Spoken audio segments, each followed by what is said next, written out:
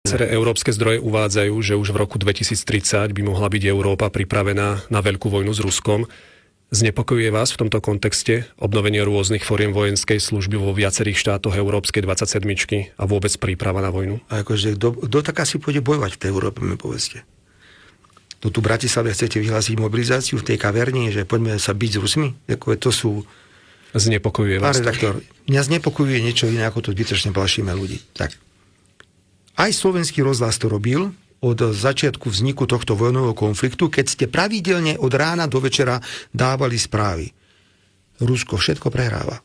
Ruský vojakom padajú nohavice. Ruský vojak nie je schopný obrániť Prašnú cestu. Ruský vojak nie je schopný obrániť dedinu, ktorá má 30 domov. Toto nám rozprávate 3 roky. A zrazu všetci hovoria, že Rusko ide napadnúť svet. Prečo by Rusko napadlo svet?